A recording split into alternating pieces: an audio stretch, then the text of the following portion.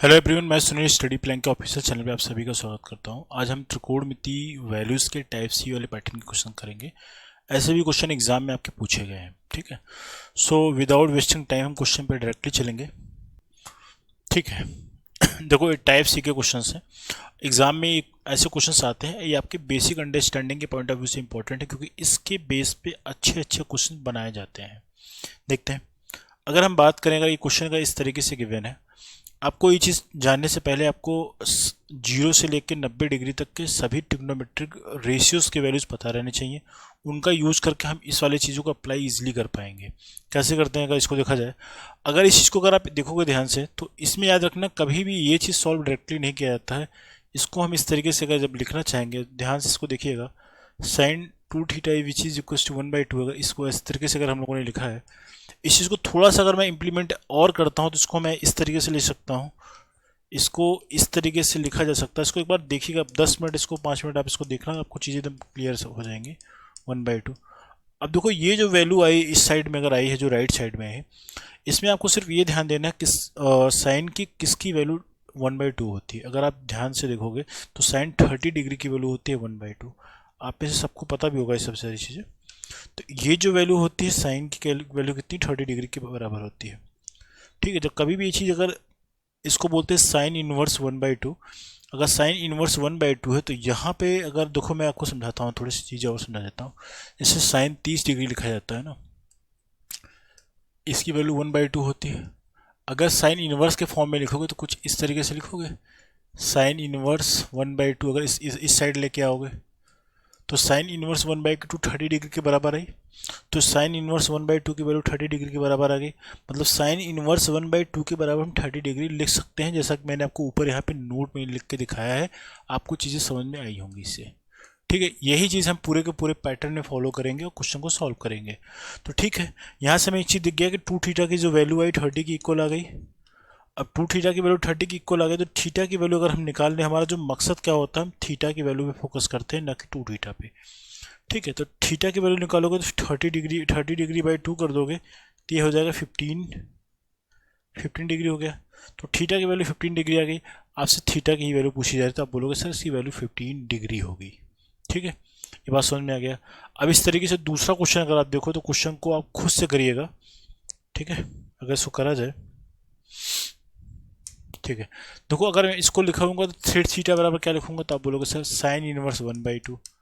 तो sine inverse 1/2 की value अभी जस्ट मैंने डिस्कस किया, ये वैल्यू किसके इक्वल होती है, तो आप बोलोगे सर 30 डिग्री की इक्वल।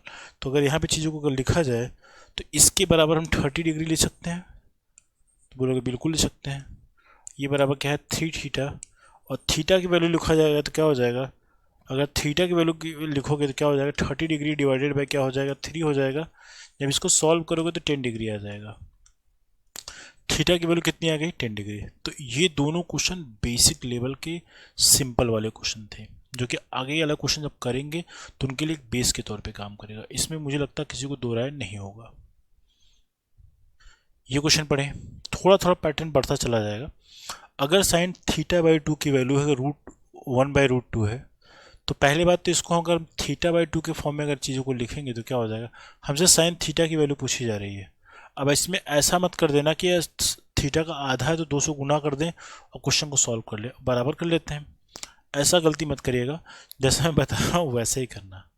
ठीक है, अब देखो θ/2 बराबर क्या ले सकते हैं, साइन इनवर्स 1/√2 ले सकते हैं, ये 1/√2 हो जाता है। अब ये वाली वैल्यू किसके इक्वल होती है, आप बोलोगे सर साइन 45 की डिग्री होती है 1/√2 के इक्वल। तो ये डेटा कितने किसके इक्वल आ जाएगा, तो 45 डिग्री के इक्वल आ जाएगा। ठीक है, ये वैल्यू किसके इक्वल, θ/2 हो गई। अगर θ/2 की वैल्यू अगर 45 डिग्री है, तो थीटा की वैल्यू कितना होगा, थीटा का आधा अगर कर दिया जाता है तो 45 डिग्री होता है। अब पूरा कर दूंगा तो उसका जैसे दुगना हो जाएगा। तो ठीक है, तो थीटा की वैल्यू जब लिखोगे तो क्या हो जाएगा, ये दो जब मल्टीप्लाई कर दोगे तो 45 डिग्री इंटू 2 करोगे, और ये वैल्यू कितनी आ जाएगी, 90 डिग्री के इक्वल आ जाएगी। तो थीटा की वैल्यू कितनी आ गई, 90 डिग्री। अगर साइन थीटा की वैल्यू आपसे पूछा जा रहा है, तो साइन 90 रखोगे थीटा के मान, तो ये की वैल्यू कितनी होती है, ये वैल्यू 1 की इक्वल आ जाएगी। तो क्वेश्चन का आंसर कितना आ गया, 1 हो गया। है ना आसान। तो इस तरीके से ऐसे क्वेश्चंस भी करते हैं। ठीक है, इसमें क्वेश्चन का पैटर्न थोड़ा बढ़ेगा आगे। ये क्वेश्चन देखिए, तो इस क्वेश्चन में आपसे ए और बी की वैल्यू पूछी जा रही है। कभी कभी आपसे पूछता है ए और बी की प्रकृति बताइए। तो क्वेश्चन अलग अलग पूछे जाते हैं। मैं आपको वो चीज़ें एक क्वेश्चन में सारी चीज़ों को बताने की कोशिश कर रहा हूँ। पहले इस क्वेश्चन को सॉल्व करते हैं। इस क्वेश्चन को अगर अलग अलग से सॉल्व किया जाए तो क्या लिख सकता हूँ, ए प्लस बी बराबर क्या लिख सकता हूँ, आप लोग इसे साइन इनवर्स 1/2 लिख सकता हूँ। ठीक है, आपको ये भी पता है कि साइन इनवर्स 1/2 किसके इक्वल होता है, तो आप बोलोगे 30 डिग्री के इक्वल होता है। तो ये वैल्यू हम 30 डिग्री की इक्वल लिख सकते हैं। इसका मतलब हो गया हमें ए प्लस बी की जो वैल्यू पता लगी है, ये वैल्यू किसके इक्वल है, 30 डिग्री के बराबर। इसी तरीके से अगर इस वाले को सॉल्व किया जाए जो बगल में लिखा हुआ है, तो इसको अगर मैं लिखूं तो cos 4a प्लस बी के बराबर क्या हो जाएगा, तो आप लिखोगे, बोलोगे sir sine inverse cosine inverse 1/√2 हो जाएगा। तो कोसाइन इनवर्स 1/√2 की जो वैल्यू होती है 45 डिग्री की इक्वल होती है। तो ये हो जाएगा 4a प्लस बी की जो वैल्यू आई 45 डिग्री आ गई। अभी एक रैखिक समीकरण बन गया। रैखिक समीकरण को हल करके अब आपको ए और बी निकालना है। अब बेहद आसान सा क्वेश्चन हो गया। ठीक है, इसको अगर प्रथम समीकरण मान लेता हूं मैं, इसको द्वितीय समीकरण अगर मान लेता हूं, तो दोनों को अगर हल करके अगर ए और बी की वैल्यू निकालना हो तो ठीक है कर लेते हैं। तो कर लेते हैं, इसको हम करेंगे तो ठीक है। करने का मतलब हो गया, इसे हम 4 से, अगर पहले क्वेश्चन में अगर 4 से गुणा कर दे तो ये 4a हो जाएगा प्लस 4b हो जाएगा। ये जो क्वेश्चन कितना हो जाएगा, 120 डिग्री हो जाएगा। ठीक है, 120 डिग्री हो जाएगा। और दूसरा वाला समीकरण क्या है, 4a प्लस बी बराबर 45 डिग्री। तो 4a प्लस बी बराबर क्या है, 45 डिग्री। अब इसी को सॉल्व कर लीजिए, क्वेश्चन का आंसर आ जाएगा। सॉल्व करने का मतलब क्या हो जाएगा, अगर इसको सॉल्व करोगे तो माइनस करोगे तो ये वैल्यू पूरी कट जाएगी। इसमें से माइनस करोगे तो क्या हो जाएगा, ये 3b बचेगा। यहाँ पे 120 में से 45 घटाओ, क्या 10 में से 5 गया 5 हो गया, और 11 में से 7 क्या क्या हो जाएगा, 4 गया क्या हो जाएगा, 7 हो जाएगा। तो b बराबर क्या हो जाएगा, b बराबर क्या करोगे तो 75/3 हो जाएगा। तो 75 का 3 से भाग करोगे तो 25 आ जाएगा। तो b की वैल्यू 25 डिग्री आ गई। अगर b की वैल्यू 25 डिग्री आ गई तो a की वैल्यू कितनी आएगी, यहाँ कहीं पे भी रख लो, यहाँ पे भी रख लो। अगर a प्लस बी बराबर अगर 30 डिग्री दे के रखा है क्वेश्चन में, और b की वैल्यू अगर आपने 25 निकाल ली है, तो a की वैल्यू निकाला जा सकता है इस क्वेश्चन में मान रख के। तो a की वैल्यू जब रखोगे तो क्या आ जाएगा, 30 डिग्री माइनस 25 डिग्री, ये वैल्यू कितनी आ जाएगी, ए की इसकी वैल्यू आ जाएगी 5 डिग्री। ठीक है, तो ए की वैल्यू कितनी आ गई, 5 डिग्री। तो हमें ए और बी की वैल्यू पता लगी। कभी कभी ये तो हम लोगों ने इसके मान बता दिए। कभी कभी क्वेश्चन आपसे पूछता है इन कोडों की प्रकृति बताइए। दोनों न्यून कोड हैं, दोनों अधिक कोड हैं, एक अधिक कोड है एक न्यून कोड है, दोनों पूरक कोड हैं। तो बहुत अलग अलग चीज़ें होती हैं, ये आपको पता रहनी चाहिए। इस दोनों वैल्यू को निकालने के बाद आप कोई भी आंसर दे पाएंगे। इसमें ए और बी की अलग अलग वैल्यू पूछी गई थी, तो आंसर यहीं पे हम इसको रोक देंगे। बात समझ में आई? ऐसे भी क्वेश्चन पेपर में आ सकते हैं आपके। ठीक है, नेक्स्ट क्वेश्चन चलते हैं। ये क्वेश्चन पढ़े, तो इस क्वेश्चन में भी हमें पहले थीटा की वैल्यू निकालनी पड़ेगी, तभी जाके क्वेश्चन सॉल्व हो पाएगा। ठीक है, करते हैं। तो इसको हम अगर लिखेंगे तो क्या हो जाएगा, theta plus 30 degree which is equal to क्या हो जाएगा, कोसाइन इनवर्स 1/2 हो जाएगा। इसकी वैल्यू हमें पता है क्या होती है, इसकी वैल्यू होती है 60 डिग्री। तो इनकी वैल्यू अगर पुट किया जाए अगर यहाँ पे, तो ये वैल्यू 60 डिग्री रख सकते हैं। और थीटा प्लस क्या हो जाएगा 30 degree which is equal to 60 degree. तो थीटा की वैल्यू अगर सॉल्व करोगे तो 60 डिग्री माइनस 30 डिग्री, ये वैल्यू कितना आ जाएगा 30 डिग्री आपका। तो थीटा की वैल्यू कितनी आ गई 30 डिग्री। तो इस तरीके से क्वेश्चन सॉल्व हो पाएगा। तो हम लोगों ने ये वैल्यू निकाल ली। ये वैल्यू अगर डायरेक्टली अगर हम यहाँ पे पुट कर देते हैं तो हमारे सारा का सारा क्वेश्चन सॉल्व हो जाएगा। अगर यहाँ पे साइन तो पहले से ऑलरेडी लगा हो तो उसको एज इट इज रहने दो आप, और थीटा की वैल्यू अगर रख देते हैं 30 डिग्री, तो क्या हो जाएगा 30 डिग्री प्लस 15 डिग्री। इन दोनों को अगर आपस में ऐड किया जाए तो क्या हो जाएगा 45 डिग्री। और इसकी जो वैल्यू होती है आप लोग को सभी को पता है 1/√2 होता है। तो इसका आंसर क्या हो गया 1/√2 हो जाएगा। आई होप चीज़ें समझ में आई होंगी। तो इस तरीके से क्वेश्चन करते हैं। पहले हमारा जो मोन मेटेओ थीटा को कैसे सॉल्व किया जाता है, और वो अगर थीटा अगर हम लोगों ने सॉल्व कर लिया तो उसको किसी भी फॉर्मेट में जैसा क्वेश्चन पूछा है आपका वो हम फीड करके आंसर को फाइंड आउट कर सकते हैं। ठीक है, तो नेक्स्ट क्वेश्चन भी इसमें देख लेते हैं। तो ये क्वेश्चन देखिए, मैं ये पैटर्न टाइप सी वाले हैं, पैटर्न टाइप सी वाले में जो भी अच्छे अच्छे क्वेश्चन से मैं वो करवा दे रहा हूँ।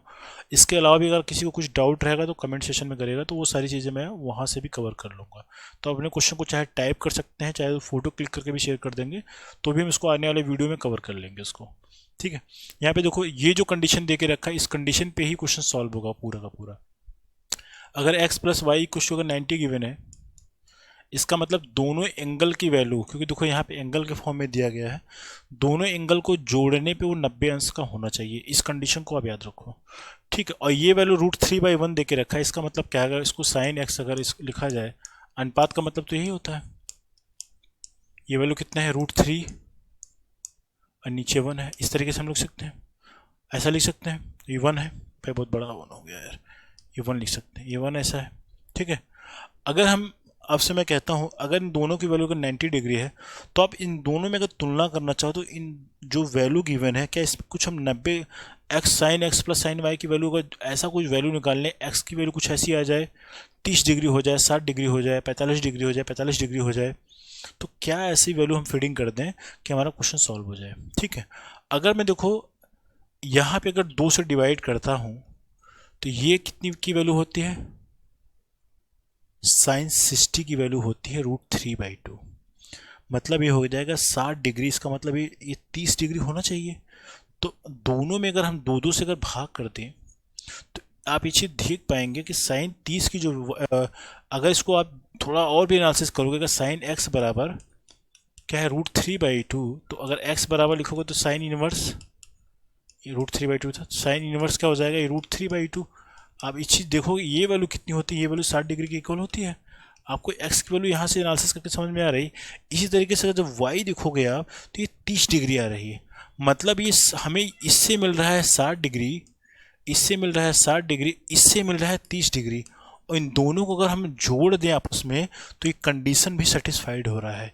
60 प्लस 30 डिग्री अगर आपस में ऐड करोगे, तो ये 90 डिग्री सेटिस्फाइड कर रहा है। मतलब हमारी चीज़ें बिल्कुल सही डायरेक्शन में चल रही हैं, ठीक है। तो हमें बताना है इस क्वेश्चन में x/y बताना, सॉल्व हो जाएगा क्वेश्चन। अब तो सारी चीज़ें पता ही लग गई हैं। अगर x/y बताना है तो x/y अगर निकालना है, अगर x/y का मतलब क्या हो गया, x/y बताना है। अगर x/y करोगे तो x की वैल्यू कितनी निकाल के रखी है हम लोगों ने, 60, और इसकी वैल्यू है 30। जब सॉल्व करोगे 2 और 1 आ जाएगा, तो अनुपात कितना आएगा, 2:1 आ जाएगा। x/y कितना आ गया, 2:1 आ जाएगा। इस तरीके से क्वेश्चन को सॉल्व करेंगे। आई होप चीज़ें समझ में आएंगी। क्वेश्चन थोड़ा सा अच्छा क्वेश्चन था, लेकिन ये क्वेश्चन मैंने आपको बहुत अच्छे से कराने की कोशिश करी है, और आई होप आपको चीज़ें समझ में आई भी होंगी। तो ऐसे भी पेपर आपके क्वेश्चन पेपर में आ सकते हैं, तो पेपर को थोड़ा सा हाई लेवल में भी करने की कोशिश करो, जिससे आपकी बेसिक अंडरस्टैंडिंग का भी लेवल समझ में आ जाए आपको, ठीक है। ठीक है, एक क्वेश्चन और देखते हैं इसमें। अगर ये डेटा गिवन है, आपसे थीटा की वैल्यू पूछी जा रही है, तो क्वेश्चन में मैंने आपको आइडेंटिटी के फॉर्म कराए हैं। तो अगर आइडेंटिटी की बात करोगे, अगर मैं ये चीज़ आप नोट कर लेना जिसको नहीं पता होगा, जो कॉस स्क्वायर होता है theta minus sine square theta, ये आइडेंटिटी है। इसके बराबर होता है कॉस 2 थीटा, है ना। कॉस 2 थीटा होता है, इसके बराबर होता है 1 माइनस 2 साइन स्क्वायर थीटा, ये भी सही है। इसके बराबर एक फार्मूला और होता है 2 कॉस स्क्वायर थीटा -1। तो ये तीनों फार्मूले एक दूसरे के इक्विवेलेंट हैं, ठीक है।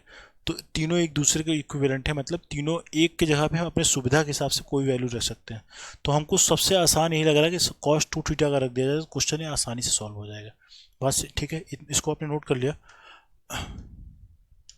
ठीक है। अगर इसमें डेटा का रखा जाए 2, इसकी जगह पे हम क्या रख सकते हैं, कॉस 2 थीटा, तो कॉस 2 थीटा रख दिया, इक्वल टू क्या हो जाएगा, 1 हो जाएगा।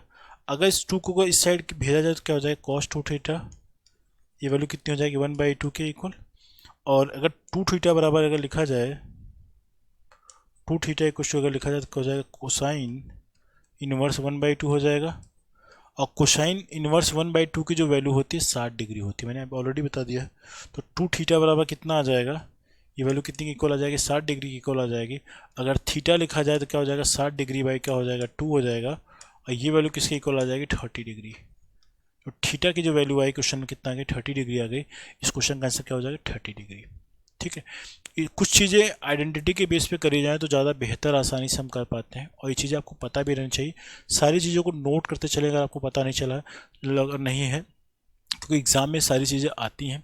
और कभी भी ट्रिग्नोमेट्री में क्या है, आइडेंटिटी और इसके फॉर्मूले चीज़ें अगर पता है, जिस मैंने कोशिश ये किया है कि आपको फॉर्मूले रटने के पे फोकस नहीं किया है, चीज़ों को कंपैरिजन करके याद करने के तरीक़ों पे फोकस किया है, ठीक है, जिससे आपको चीज़ें याद रहे। ठीक है, तो मेरे हिसाब से आज आखिरी क्वेश्चन यही था। अच्छा, क्वेश्चन और है इसमें देखो भाई, इस क्वेश्चन को करने का क्या तरीका है, इसमें आपसे न्यून कोड वगैरह सारा पूछा गया है। ये क्वेश्चन आप लोग खुद से सॉल्व करना, मैं आपके लिए होमवर्क लिखे जा रहा हूँ। ठीक है, ये होमवर्क है आपका, ये होमवर्क है आपका। ठीक है, आप में आपको इसमें जैसे मैंने एक क्वेश्चन कराया था उसमें ए और बी की वैल्यू निकाली थी, आप ए और बी की अलग अलग वैल्यू निकाल लेना। उन थीटा के वैल्यू के ऊपर आप बेस जो वैल्यूज आएंगी, ठीक है, तो आप उन दोनों को तुलना करना। आपको मालूम है जो थीटा की वैल्यू अगर लेस देन 90 डिग्री है ना, लेस देन 90 डिग्री है तो ये होता है न्यून कोण के श्रेणी में। अगर 90 अंश से ज़्यादा है मगर 180 अंश से छोटा है तो बन जाएगा ऑब्ट्यूज एंगल ट्रायंगल, है ना। तो ये न्यून कोण के लिए होता है, एक्यूट के लिए। और ये वैल्यू अगर ग्रेटर देन 90 है but less than or equal to क्या है 180 डिग्री है, तो ये बनेगा ऑब्ट्यूज एंगल ट्रायंगल, अधिक कोण त्रिभुज। ठीक है, और 180 अंश तो हो जाएगा तो लीनियर पेयर बन जाएगा। तो ये इन्हीं दोनों भी क्वेश्चन पूछे गए हैं, तो मैं आपको यही दो चीज़ बता रहा हूँ। ठीक है, तो ये दो चीज़ आप नोट कर लो। ठीक ठीक, तो इन्हीं के बेस पे क्वेश्चंस करेंगे और ए और बी की वैल्यू सॉल्व कर लेना और उसके बाद क्या कर लेना, ए और बी की तुलना करके आप चीज़ें बताओ क्या। अगर त्रिभुज के अंदर तीनों कोण अगर दिया है, ये तीनों कोण 90-90 अंश से छोटे हैं, ठीक है, तीनों कोण 90-90 अंश से छोटे, मान लो ये 30 है, ये 45 है, ये भी 45 है, ठीक है, या फिर 30-60-45 है, या 30-60-90 हो गया, है ना, 60-60-60 हो गया, तो ये सब के सब न्यून कोणीय की श्रेणी में आएंगे। अगर एक कोण आपका 90 अंश से ज़्यादा हो गया, 180 अंश से छोटा है, मान लो इस तरीके से त्रिभुज बन गया, मान लो इस तरीके से बन गया, एक कोण 120 अंश का मान लो बन गया, 120 अंश का बन गया, और बाकी कोण मैं क्या है ये 30 डिग्री हो गया और ये भी क्या है 30 डिग्री हो गया। तो अगर ऐसा केस बनेगा तो क्या बन जाएगा, ऐसा अगर केस बनेगा तो ये बन जाएगा अधिक कोण त्रिभुज। तो मैंने आपको क्वेश्चन नहीं कराया, क्वेश्चन की बारीक बारीक चीज़ें बता दी हैं, जिससे आप क्वेश्चन को सॉल्व करेंगे तो आपको क्वेश्चन की एनालिसिस करना ज़्यादा आसान हो जाएगा। ठीक है, सो आई होप ये आपका लास्ट क्वेश्चन है आज का। ठीक है, तो आज के वीडियो में इतने ही करेंगे और मैंने टाइप सी के क्वेश्चन आपको करा दिए। इस पैटर्न पे भी क्वेश्चन एग्जाम में पूछे जा सकते हैं, ये बेसिक आपके स्ट्रॉन्ग करने के पॉइंट ऑफ व्यू से टाइप कवर किया गया है, इससे भी क्वेश्चन एग्जाम में आते हैं। ठीक है, तो इस चीज़ को भी नोट करते चलना। चीज़ों को हम अलग अलग पार्ट में कवर करेंगे, जैसे छोटे छोटे पार्ट में चीज़ें करेंगे तो हमारे लिए आपको बताना आसान है, आपको चीज़ें सीखना आसान है, आपके लिए हो जाएगा। ठीक है, तो आज की वीडियो में इतने करते हैं। सो चैनल में अगर नए हैं तो चैनल को सब्सक्राइब कर सकते हैं और this will be very motivational for us. And आप चैनल को शेयर कर सकते हैं अपने दोस्तों में, जिससे उनका भी कुछ बेनिफिट हो पाए। ठीक है, so for exam point of view से best of luck for exam and thank you so much, take care.